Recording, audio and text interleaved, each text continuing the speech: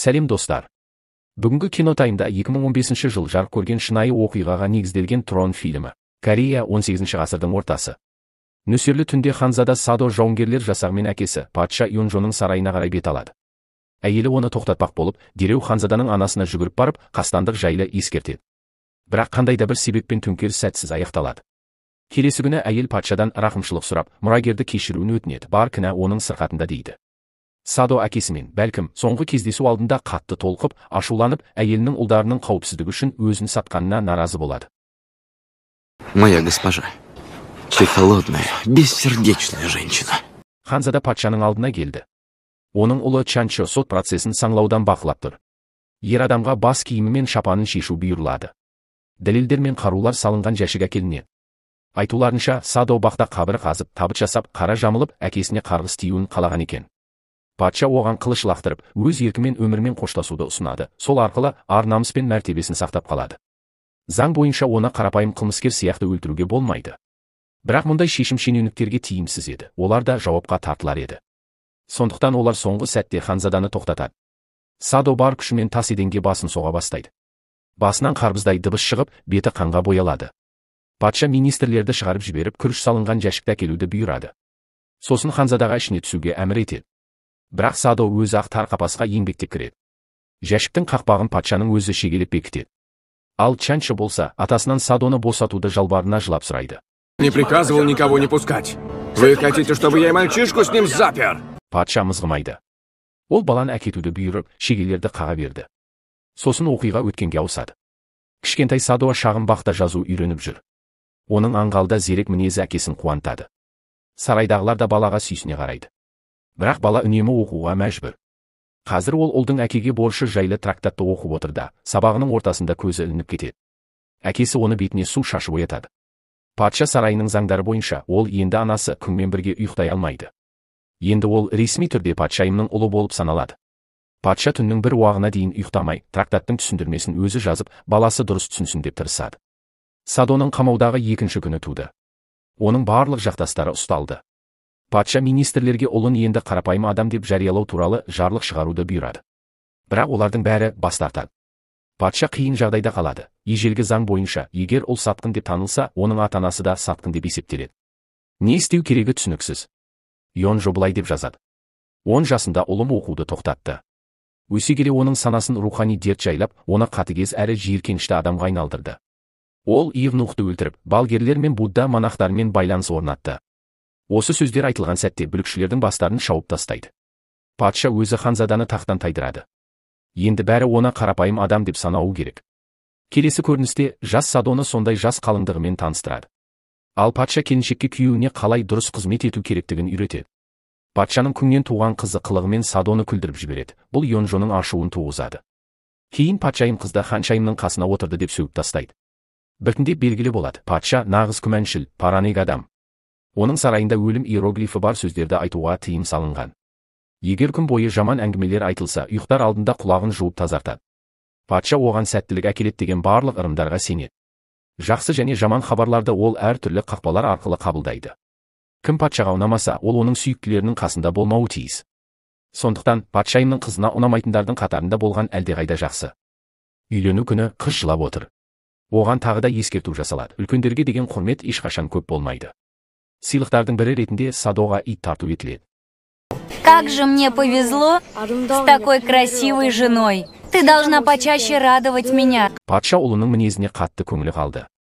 Оның жалғыз міндеті оқу еді. Йонжо Садоға өте қатал болатын, болмашы қателік үшін де ұрсып тастайтын. Бала ең маңызды емтиханнан өте алмай қалады. Патшаның ойынша оның жүзі шамадан тыс күнге күйген, демек, кітап оқудың орнына сыртта ойнап жүрген. Үшінші күн. Ханзаданың жәшігіне үлкен қырықаяқ скалопендра кіріп кетеді. Садо истерияға беріліп, оны шығарып жіберуді жалбарына сұрайды. Оған жәшікті жәндіктер басып кеткенде елестейді. Әупірімдеп жүріп ол бір қабырғасын бұзып, сыртқа шығып кетеді. Күзет оған аздап жүгіріп сергіп алуға рұқсат береді. Садо отбасына жетуге тырысып, кейін тоғанға секіреді. Ол у беруді сұрайды, ұлының өміріне қауіп төнсе де, азаптан құтылғысы келеді. Бірақ патша қайтадан оны қамауға бұйырады. Ханзаданың ұстазы, министр Хон, ішке желпуіш лақтырып жібереді. Бұл жолы жәшік жуан арқанмен таңылып, үстінен топырақ үйіледі. Йонжо есейген ұлына патша әулетінің қарым-қатынастарының қаншалықты күрделі екенін түсіндіреді. Мысалы, оның өз әкесі әйелін улап өлтірген. Ал өзі туралы жұрт ағасын өлтірді деп өсек айтады. Олардың алдында таққа отырған, өз інілері мен жиендерін өлтірген барлық патшалардың құрбандық үстелдері тұр. Сондықтан сарайда балаларға да жау сияқты қарайды. Патша енді тақ мұрагеріне билікті тапсыратын уақыт келді деп шешеді. Бірақ бас министр бұл ойдан бас тартуға көндіреді. Сол себепті ол әзірге Садоны регент, яғни уақытша билеуші етіп тағайындайды. Салық туралы кеңес кезінде патша регенттің тура артында отырады, үнсіз тыңдайды, араласпайды. Сөз әскердің дербестігіне ауысады. Бұрын әскерге билік жүргізу жеңілірек болсын деп, Йонжо 5 әскерді бір армияға біріктірген еді. Әйелдер ханзаданың мінезі мен шешімдеріне риза. Ал қорғаныс министрі керісінше ашулы. Ашулы Йонжо ұлының киім киісіне ескерту жасап, қабылдаған шешімін сынға алады. Ол ханзаданы әдейі сарайды екіге регенттің жақтастары мен патшаның жақтастары деп бөліп отыр деп айыптайды. Ты за один день свел на нет всю мою политику величественной гармонии. Ханзаданың тағы бір шешімі сынға ұшырайды, себебі ол әкесінің ескі саясатына қайшы келіп, Йонжоның өзін ақымақ етіп көрсеткендей болады. Енді ең маңызды мәселелерді тек патшамен бірге шешу керек деген бұйрық шығады. Өз-өзіне сенімін жоғалтқан жас регент енді дербес шешім қабылдай алмайды. Тіпті ең қарапайым мәселеде де дереу әкесіне жүгінеді. Бұл Йонжоның ашуын одан сайын күшейтеді. Бір күні көңілі түсіп жүрген регент сотқа келуге тиіс еді. Бірақ ол барудан мүлде бас тартады. Арада 25 жыл өтті. Алайда патшаны әлі күнге дейін өз ағасын өлтіріп, таққа заңсыз отырды деп айыптайды. Бүлікшілерге тілдерін жұлып тастауға бұйрық беріледі. Как мог сын презренной рабыни стать наследником великого Сукчо? Ему тоже вырвите язык. Дәстүр бойынша өзіне қарғыс айтылғанын естіген патша құлағымен аузын жуады. Ол сотқа келмеген үшін ұлын сөгіп тастайды. Кейін елді қуаңшылық жайлап, егін күйіп кетеді. Йонжо мұның да кінәсін ұлынан көреді. Себебі Садо кітап оқудың ләззаты туралы өлең жазған. Ал патшаның ойынша бұл бос мағынасы сөздер. Сол жаман сөздердің кесірінен жаңбыр тек жолға шыққанда ғана жауған дейді. 4-ші күн. Қапырық күн Садоны әбден қалжыратады. Еріндері кеберсіп, жарылып кеткен. Ханзада жалбарынып, су сұрайды. Күзетші жерді сәл сулауға бұйырады. Садо топырақтан тамған әрбір тамшыны қомағайлана жұтады. Сосын желпуішке зәрін шығарып, оны да ішеді. Мемлекеттік істерде жолы болмаса да, ханзада сурет салудан тыныштық табады. Ханзада ханге мұрагер ұл туады. Министр Хон Садоның суретін алып, ол таққа отырғанда оны желпуіш түрінде қайтарып беруге уәде етеді. Йонжоға немересін әкеледі. Бірақ ол оған мүлде көңіл бөлмейді. Ал патшаның өзінен бала көтерген күң. Патша әулетіне қарсы дөрекі сөйлеген үшін ханымның өзі тарапынан аяқтарына дүре соғылып жазаланады. Ах ты, зловредная девка, я преподам тебе урок, который никогда не забудется. Патша өзінің сүйіктісін тым еркелетіп кетті. Ал патшайымның 60 жасқа толған мерейтойын недәуір себепсіз елемей тойлауға асықпады. Араларында жанжал туындаған соң, патшайым бұрын оның ағасының жары болған әрі қазір билік иесі әйел Йонжоға тақтан түсуге бұйырады. Министр мен ханзада патшаны райынан қайтаруға тырысады. Бірақ Йонжо нөкерлерімен бірге сарайдан кетіп қалады. Садо болса, қар басып қалғанына қарамастан, тізерлеп тұрған қалпында басын көтермейді. Патшайым мұрагерге қорлық көрсеткен үшін патшаға сабақ бергісі келеді. Алайда оның анасы, қария күң, бұл шешімді тоқтатуды өтінеді.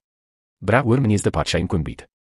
Ол тамақ ішуден бас тартып, өзін жазғырып, өмірмен қош айтысады. Патшайымның өлімі үшін де Йонжо тағы да ұлын кінәлайды. Ты подлый змей. Думаешь, я не знаю, какой ты на самом деле? Түнде ханзада Сопши ғибадатханасына барып, марқұм патшайымды өше еске алады. Ол соңғы кезде көп ішімдік ішетін болған. Патша оны өзіне шақырып, ештеңе істемей жүргені үшін ұрсады. Ұлынан арақ иісін сезіп, Йонжо қатты ашуланады. Бұған дейін бар болғаны бір ай бұрын, ол ішімдік ішкені үшін бір генерал мен күтуші әйелді өлім жазасына кескен еді. Сол себепті патша салт бойынша құлағын жуып, ұлын сумен бүркіп, оны пайдасыз жан деп қорлайды. 5-ші күн. Жәшіктің қасында оның адал иті Мун қыңсылап отырады. Ал бұл уақытта ханшайым ұлын, патшаның немересін аман алып қалудың амалын ойлап жүр. Министрлер сарай ішінде қастық ойлап қойған. Егер бала таққа отырса, әкесіне азап көрсеткендердің бәрінен кек алмақ. Олар үмітті өз туыстарына жас, жаңа ханымға артады. Өткенге ораламыз. Қыз 3 үміткердің ішінен таңдалып алынған, патшаның сұрағына ең ақылды жауап берген үшін Йонжо ашуланып, неге Садо жаңа анасымен сәлемдесіп, құрмет көрсетпеді деп ұрсады. Бір ай бойы Садо мас күйінде жүрген, қазір тіпті табыттың ішінде жатыр. Әйелі мен анасы оны есін жиып, сарайға оралуға жалынып сұрайды. Келесі күні Садо ашуланып, үстіндегі шапанын жыртып тастайды, басқа киімі жоқ еді. Ашу үстінде бейкүнә евнухты өлтіреді. Есінен айырылған Садо әйелдер мен ұлының алдына евнухтың кесілген басын ұстап шығып, оларға қоқан-лоқы көрсетеді. 6-шы күн. Гвардияшылар жәшікті шайқап, Садо тірі ме, өлі ме соны тексереді. Ханзада әлсіз күйде, жүрегі айнып жатқанын айтып ыңырсиды. Кішкентай Чонжо мен оның қалыңдығын бастапқыда әкесіне жолатпайды. Бірақ бала кек аламын деп қорқытқан соң, патшалық күзет басшысы оларға жол беріп, әкесін көруге рұқсат етеді. Ол су әкеліп, әкесінен жәшіктен шығуын өтінеді. Садоның сөйлеуге шамасы жоқ. Ол тек әлсіз қолымен жәшіктің қабырғасын ұрып қояды. Разве сын не может принести воды родному отцу? Разве это запрещено? Біз патшаның немересінен бір кездері ұлы тапсыра алмай қалған емтиханды қабылдап жатқанын көреміз. Патша мен министрлер 10 жастағы баланың даналығына таңғалып қалады. Как у такого ничтожного отца мог родиться такой сын? Қарт енді барлық бос уақытын немересімен өткізеді және оны үнемі үйретеді. Ашу үстіндегі Садо Чонжоның оқуды жақсы көретініне таңғалады. Ашуланса да ол ұлын жақсы көреді және онымен өз даналығын бөліседі. Сондай-ақ ұлы мен оның кішкентай қалыңдығынан өздерінің үйлену тойына қатыса алмайтын үшін кешірім сұрайды. Оған патша тыйым салған еді. Сол кезде ақ патша ұлын тақтан тайдыруды ойлаған болатын. Премьер-министр мырзаға хат қалдырып, одан ханзадаға мейірім танытуды өтінеді. Ал кейін ол наразылық белгісі ретінде өз-өзіне қол жұмсайды. Ханзада өзі ішуді жалғастыра береді және сарайға барудан бас тартады. Ол өзіне қарай өмір сүрмекші болады. Қарапайым әйел ананы патша киіміне киіндіріп, барлығын оның мерейтойын атап өтуге мәжбүрлейді. Бұл абсурдтық театр баршаға ыңғайсыздық тудырады. Чонжо әкесінің қаздарды қуып жібергенін түсініп, мүлде бас июдан бас тартады. Шеру кезінде мас адам бар даусымен патшайым келеді деп айғайлап, Машкарға қылышымен шабуыл жасайды. Құпия ұйғарымда болған заговоршыл министрлердің әлпетімен өлтірілген евнухтың бауыры болып табылатын бір қызметші ханзадаға донос жазады. Мұнда әкесіне қарсы құпиялау ұйымдастырылып жатыр деп айтылады. Сол сәтте Исаду жүгіріп келіп, бұлардың бәрі алдау екенін айқайлайды. Патша донос жазған адамға ұлы жат пенде туралы ақпарат үшін алғыс айтып, бауырының жағдайына қайғысын білдіреді. Алайда корольдік тұлғаны сатқындықпен айыптау аса ауыр қылмыс болғандықтан, ол доносшының басын кесуді бұйырады. Величество, прежде чем его казнить, необходимо выяснить, кто за ним стоит. Ханзада тізерлеп отырып, әкесіне өзін сатқын емес екеніне сендірмек болады. Бірақ патша оның бар болуының өзі ақ сатқындық деп есептейді. Ханзаданың есінен тануы жаңа деңгейге жетіп, ол әкесін өлтіруге бел буады. Әйелі одан тоқтауын жалбарына сұрайды, кейін бәрін анасы тоқалға айтып береді. Патшаны жерлегеннен кейін Садо қылышын суырып, қылмыс жасауға дайын тұрады, бірақ дәл сол сәтте патшамен бірге терезе сыртында оның ұлы отырады. Екеуі мұрагердің неге әжесіне, қарапайым тоқал әйелге тағзым еткенін талқылайды. Бала адам тәртіп пен заңнан да маңызды. Сол күні мен әкемнің жүрегін көрдім деп жауап береді. Садо күлімсіреп қылышын түсіреді. 7-ші күн туады. Ханзаданың тек кірпігі ғана сәл қимылдайды. Йонжо үлкен ұлының қазасынан кейін 40 жасында Садоны өмірге әкелгенін және оны сәбилігінен ақ таққа дайындағанын еске алады. Бірақ ұлы оқуды доғарып, итпен жүгіріп, қылыш сермей бастағанда ол мұрагерінен көңілі қалған еді. Ұлының әрбір қателігі патшаның жүрегіне жара салды. Садо болса үнемі әкесін түсінуге тырысты, бірақ үздіксіз қорлаудан кейін ақыры күйреп түсті. Егер білім мен салт дәстүр адамдық қадірден жоғары тұрса, ондай биліктің қажеті не? деп ойлады ол. Ханзаданың арманы әкесінен жылы сөз бен мейірімге толы бір көзқарас көру ғана еді. Тарихта Йонжо өз ұлын өлтірген патша ретінде, ал Садо өз әкесін өлтірмек болған жынды ретінде жазылады. Бірақ егер олар патша мен патшаның ұлы болмағанда, мұның ешқайсысы болмас еді. Осы сөздерден кейін Садоның жаны үзілді. Жәшікті балғамен жарып, патша ұлының тынысын және тамыр соғысын өз қолымен тексереді. Ештеңе таппаған соң Йонжо көз жасына ерік береді. Марқұм Ханзаданы анасы мен әйелі де жоқтап жылайды. Патша оның денесін сарайға алып баруды және салтанатты әуен ойнатуды бұйырады. Көпірден өтіп бара жатып, оған тізе бүккен Садо елестейді. Келесі күні туыстарының қатысуымен жерлеу рәсімі өтеді. Ханзаданың денесі жуылып, аузына күріш салынып, үнжу қояды. Бір тал шашы естелікке сақталады. Патша қайтыс болғаннан кейін Садоға барлық атақтармен Ханзада Садо деген корольдік есімі қайтарылады. Жас патшайым Чонжоны ұстап алып, тезірек патшаға жіберуді талап етеді. Енді ол Садоның ұлы емес.